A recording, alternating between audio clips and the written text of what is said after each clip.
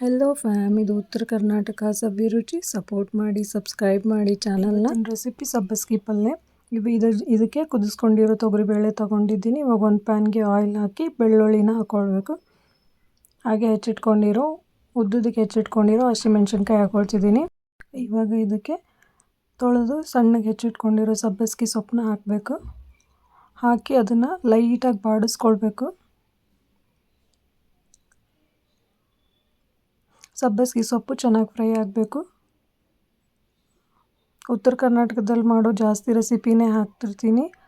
Please support ಮಾಡಿ, subscribe ಮಾಡೋದನ್ನ ಮರಿಬೇಡಿ. ರೆಸಿಪಿ ಇಷ್ಟ ಆದರೆ ಕಮೆಂಟ್ ಮಾಡಿ. ಇವಾಗ ಇದಕ್ಕೆ ಅರಿಶಿನ ಹಾಕಬೇಕು. ಸಬ್ಬಸ್ಗಿ ಸೊಪ್ಪು ಹಾಕಿದ ಕೂಡಲೇ ಅದನ್ನು ಸ್ವಲ್ಪ ಫ್ರೈ ಮಾಡ್ಕೊಳ್ಬೇಕು. ರುಚಿಗೆ ಬೇಕಂದರೆ ಗರಂ ಮಸಾಲೆನ ಆ್ಯಡ್ ಮಾಡ್ಕೊಳ್ಳಿ.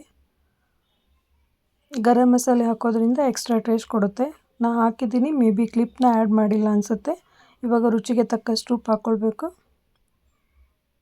ರೆಸಿಪೀಸ್ನ ಟ್ರೈ ಮಾಡಿ, ಕಮೆಂಟ್ ಮಾಡಿ, ಶೇರ್ ಮಾಡೋದನ್ನ ಮರಿಬೇಡಿ.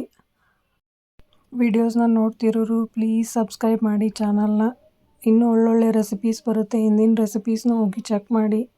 ಇವಾಗ ತೊಗರಿಬೇಳೆ ಹಾಕಿದಾದ್ಮೇಲೆ ಅದೆರಡನ್ನೂ ಸೊಪ್ಪನ್ನ ಅದನ್ನು ಮಿಕ್ಸ್ ಮಾಡಬೇಕು ಚೆನ್ನಾಗಿ. ಲಿಡ್ನ ಕ್ಲೋಸ್ ಮಾಡಿ ಒಂದು 10 ಮಿನಿಟ್ಸ್ ಬಿಟ್ಟರೆ ಚೆನ್ನಾಗಿ ಬೆಂದಿರುತ್ತೆ, ಟೇಸ್ಟಿಯಾಗಿರುತ್ತೆ. Thank you for watching.